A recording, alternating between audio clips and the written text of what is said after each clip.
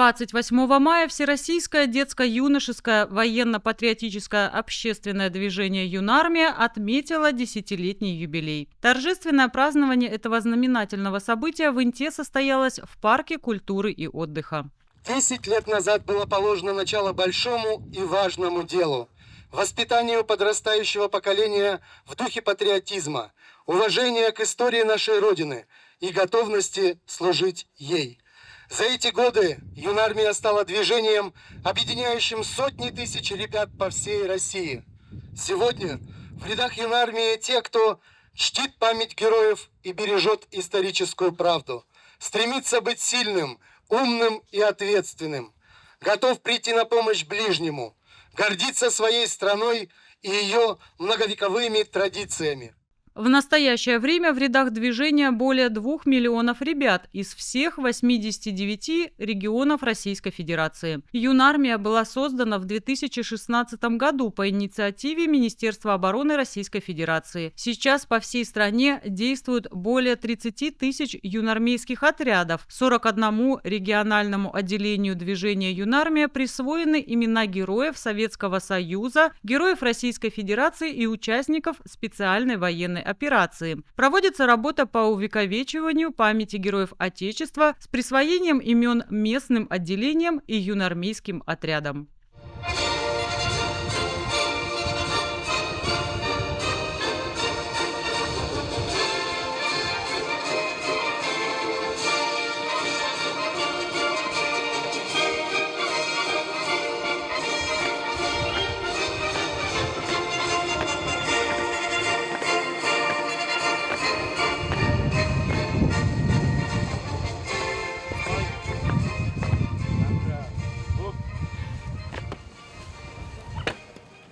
В Инте первое учредительное собрание движения состоялось 14 октября 2016 года. Первыми юнармейцами стали 10 ребят, 6 учащиеся 10-й школы, 2 из 8-й школы и 2 студента Интинского политехнического техникума. С этого момента юнармейское движение в Инте стало разрастаться. Сегодня юнармейцы участвуют во множестве акций и проектов, растут в атмосфере любви к своей семье и родине, учатся работать в команде и нести ответственность, а также стремятся к самореализации.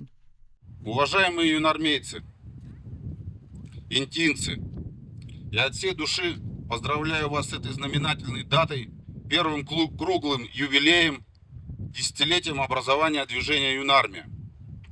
За эти годы вы прошли большой путь. И сегодня движение Юнармия по праву считается одним из самых авторитетных молодежных движений города. Юнармейцы участвуют практически, да не практически, во всех патриотических мероприятиях, проводимых в городе. Занимаются волонтерством, оказывают поддержку тем, кто в ней нуждаются, окружили заботой и вниманием семьи участников и ветеранов специальной военной операции. Особые слова благодарности я хочу выразить наставникам Юнармии за их неустанный труд и заботу в воспитании в вас нравственных ценностей, за мудрые советы, за личный пример, которые вдохновляют вас на совершение добрых и благородных дел.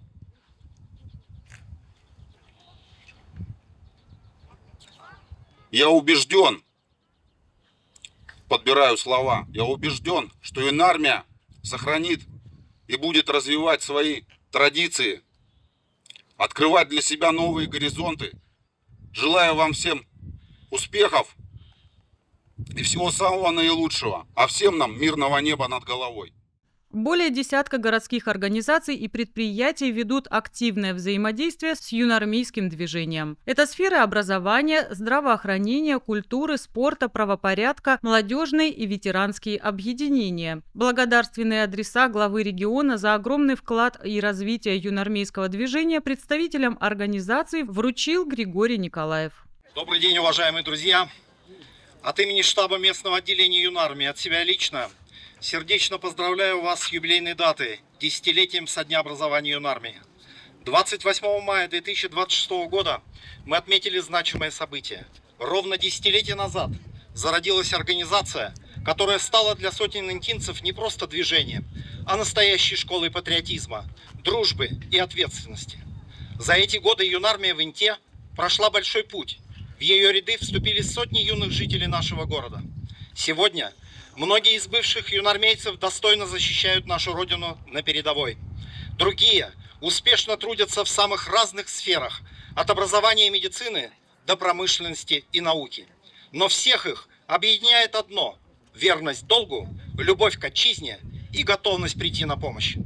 Особую благодарность хочу выразить наставникам и педагогам за терпение, мудрость и преданность делу воспитания подрастающего поколения.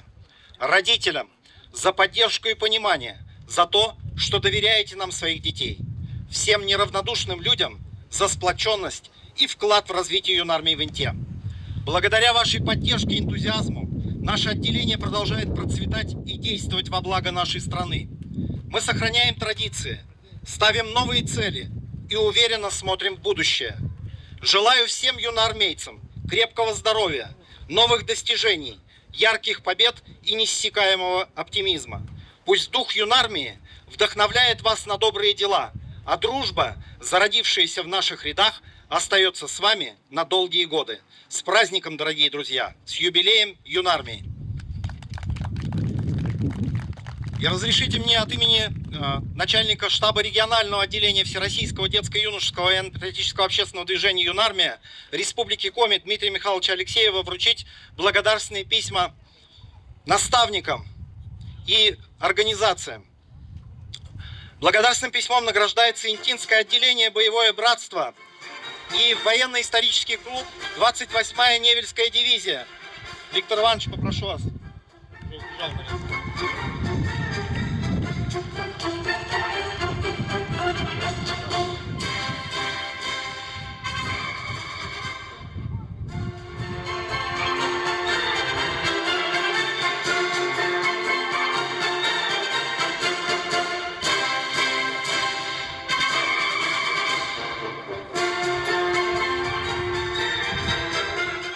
После чего прошло торжественное посвящение в ряды юноармейского братства. Каждому из 15 школьников от мала до велика в этот день выпала честь принести торжественную клятву на верность Отечеству. В завершении ребята получили значки и почетное звание юноармейца.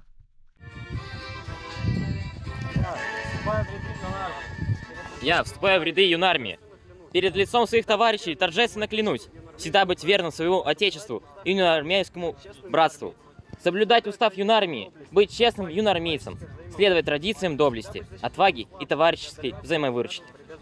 Всегда быть защитником слабых, преодолевать все преграды в борьбе за правду и справедливость, стремиться к победам в учебе и спорте, вести здоровый образ жизни, готовить себя к служению и созиданию на благо Отечеству.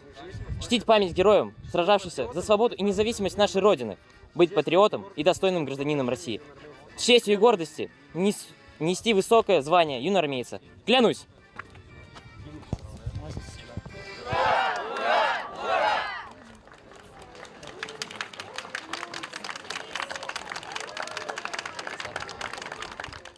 После официальной части мероприятия всех собравшихся интинцев пригласили стать зрителями военно-исторической реконструкции «Операция по спасению Связной», которую подготовили члены Интинского военно-исторического клуба 28-я Невельская дивизия совместно с коллегами клубом военно-исторической реконструкции и моделирования «Северная земля» города Воркуты и военно-историческим клубом 88-й стрелковый полк 28-й Невельской стрелковой дивизии рабоче-крестьянской Красной армии города Сыктывкар.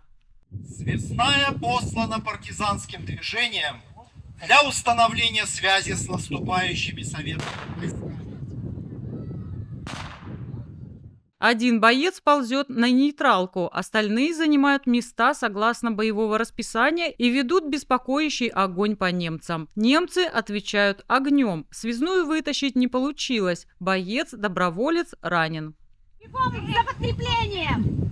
Группа погибла! Пытается связаться с командиром по связи, но перебит кабель. Она отправляет связную.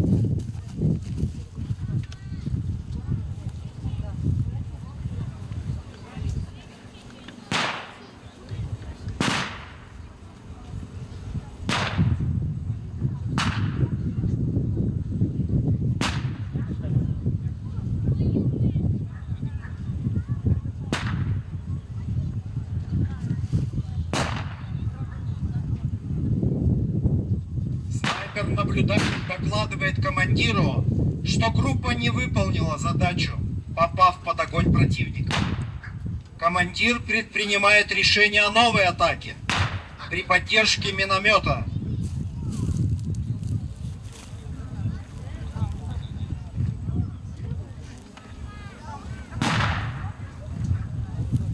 И выдвигаются перебежками на позицию.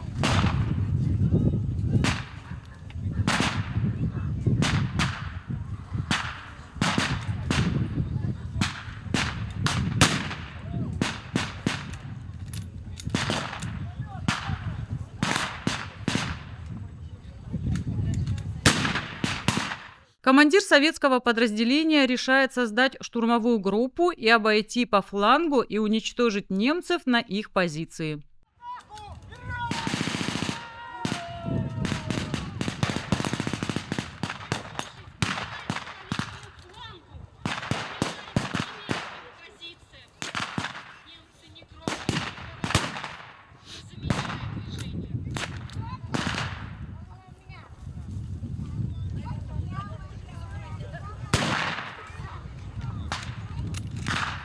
Советские солдаты приблизились к немецким позициям на расстояние броска гранаты.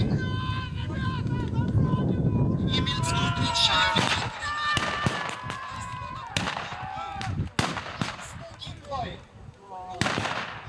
Враг уничтожен, частично пленен. Теперь можно спокойно эвакуировать раненую связную. Выдвигаются санитары, перевязывают и уносят связную и раненого бойца. В реконструкции приняло участие около 20 человек. И интинские ребята, и приезжие гости. У каждого в данном эпизоде была своя роль. У меня была такая более-менее активная, громкая, скажем, роль. Я отыгрывал как командира минометного расчета. Выступали как основная огневая мощь по разбитию врага, и после которой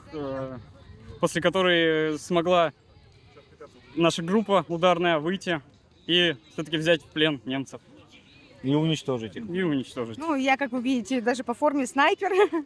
Вот. Задача снайпера — это, конечно, больше это лежать, ждать, выжидать, следить. Вот, как бы. Поэтому вот как-то хотелось бы показать и эту сторону нашу. Но мне пришлось в этот раз поучаствовать на стороне врагов. Да, первый раз я в роли, так сказать, врага. Да. Вот. Ну, так как все-таки кто-то должен это играть, приходится выступать, да, в разных реконструкциях, в разных ролях. В Инте я был, не помню, в том году, в 10-х годах. Первый раз зимой мы приезжали. Ну и так получилось, то, что не попадалось так, чтобы выехать опять. То работа, то еще чего. А вот сейчас получилось, поэтому приехали командой и человек.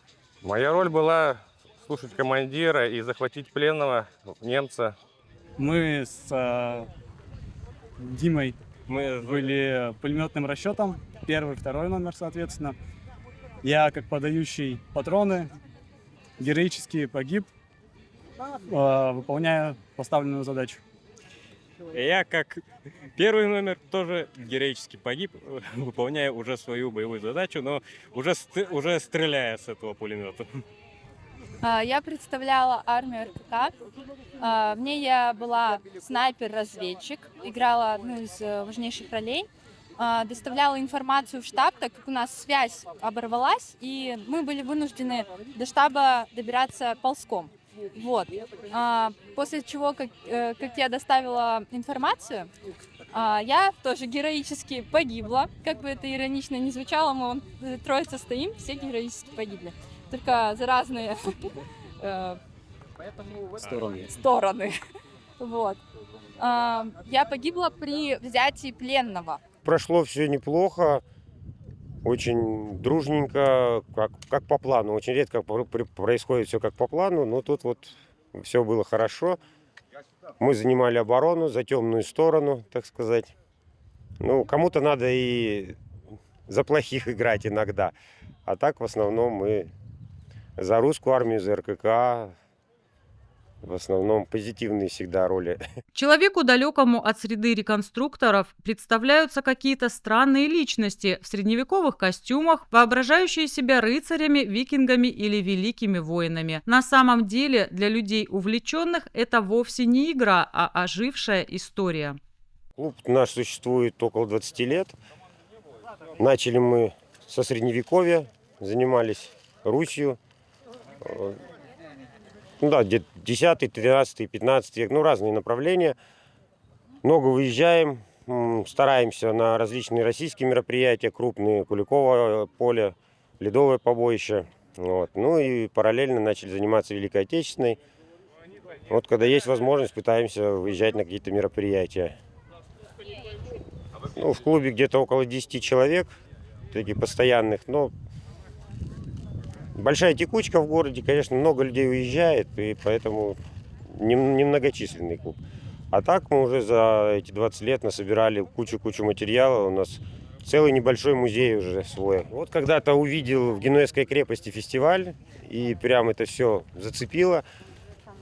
Как будто попал в Средневековье, очень интересно, как в кино. И вот начал потихоньку заниматься, собирать себе свой комплект. Ну, и вот изучать историю более глубоко, именно материальную, как жили, в чем ходили, что ели. Вот, то есть в школе этого не рассказывают особо, только даты, а тут именно ощутить на своей шкуре, что это такое, на самом себе, как они вот жили, выживали, и все тяготы и лишения воинской службы, так сказать. Мы, значит, уже 4-й год существуем, базируемся в Сыктывкаре. Вот, с этого года очень активно начали проявлять свое внимание к нам городские власти. И хочу большое спасибо выразить нашему мэру Мартышину Максиму Юрьевичу о том, что он нам помогает во всем, вот, и поддерживает. В принципе, вот это как раз нам, наверное, не хватало. И есть сейчас возможность у нас прекрасная привлекать молодых людей. До этого у нас в основном все были такие взрослые люди.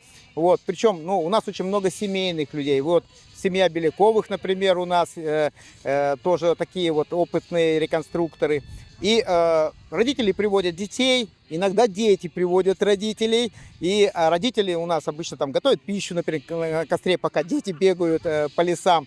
И это все вот так вот органично вписывается. И всем очень нравится, самое главное. У нас есть несколько площадок, где мы устраиваем военно-тактические игры, проводим свои мини-фестивали. Кроме того, у нас клуб на сегодняшний день приглашает очень много интересных людей. Мы общаемся, например, с бойцами СВО, ветеранами, которые не диванные эксперты, а могут нам рассказать именно, как бойцы могут себя в критической ситуации вести. Кроме того, мы уже дважды приглашали, например, по первой медицинской помощи специалистов. Вот. Не отказываются люди, приходят. Большое им спасибо в этом плане. А нашим бойцам это очень полезно, потому что, в принципе, коллектив сплачивается, и, кроме того, получаются новые знания. А знания эти мы закрепляем и навыки, выходя вот в лес на военно-тактические игры под Сыктывкаром. В прошлом году мы проводили 4 таких игры. Очень всем понравилось. И я говорю, если мы в начале клуба у нас было всего 4 человека, то на сегодняшний день почти 40 человек у нас списочный состав. Из них почти 30 с чем-то человек очень активные. Вот. Наконец-то в этом году у нас создалось крыло вермахта.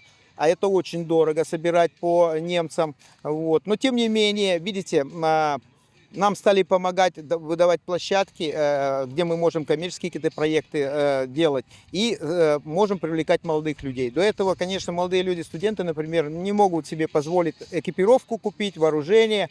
Участвуя в коммерческих проектах, проводя площадки коммерческие, они себе могут позволить теперь.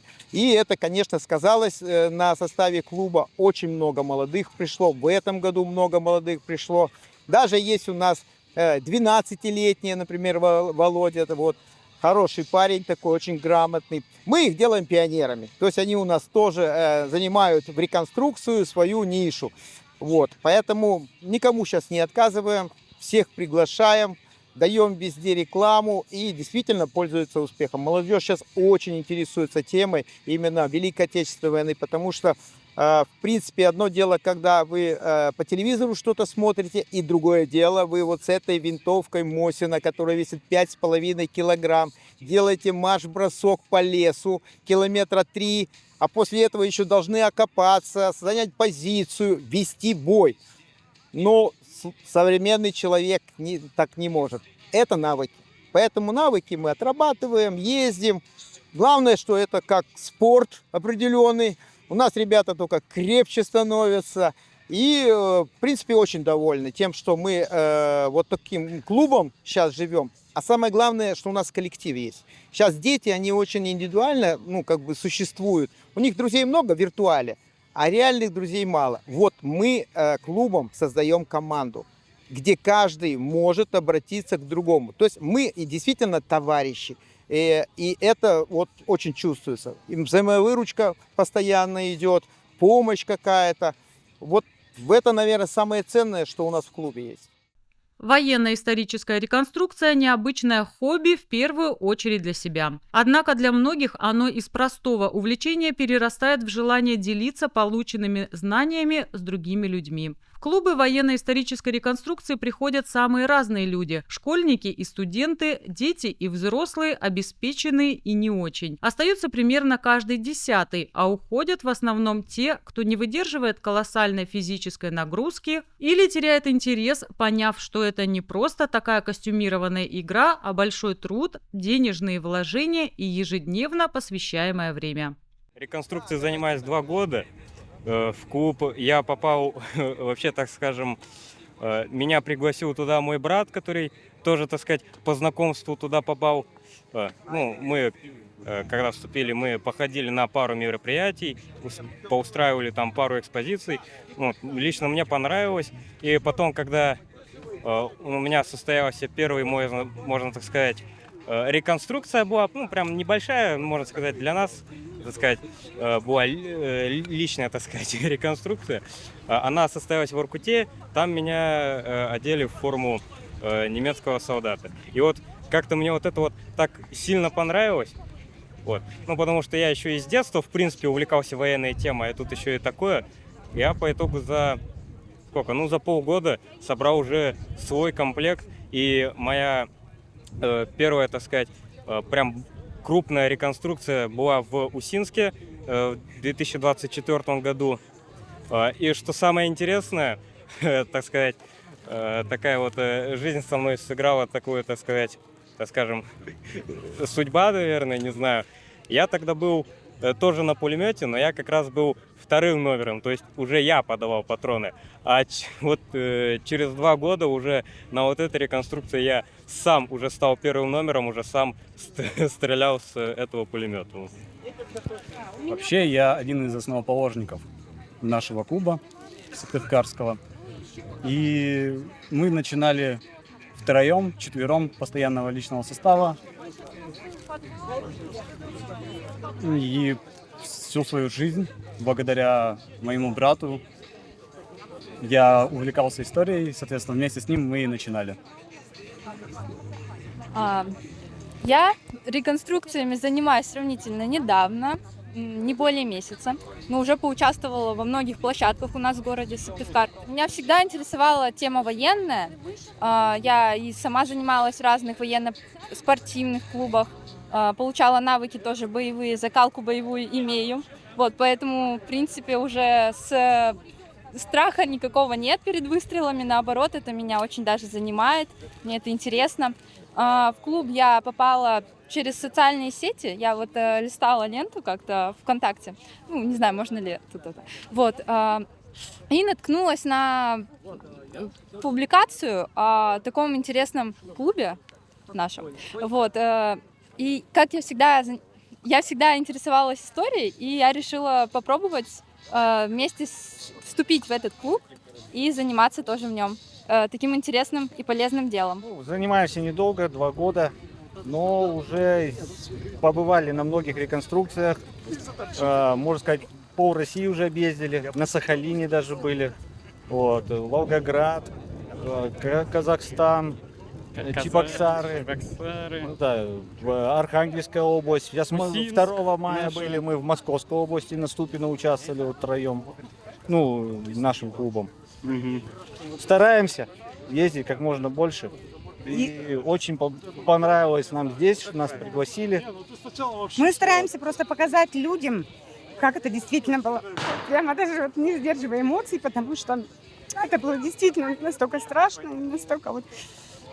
Это не то, что вот прям... Нет, сама реконструкция это интересно, но вот люди должны увидеть, что война это все-таки страшное дело. Сейчас мы собираемся 27-28 июня поехать тоже в Татарстан. Вот, там я, наверное, буду уже командиром Красной Армии. Нашим взводом. У нас туда собирается около 20 человек с Республики Коми. Вот.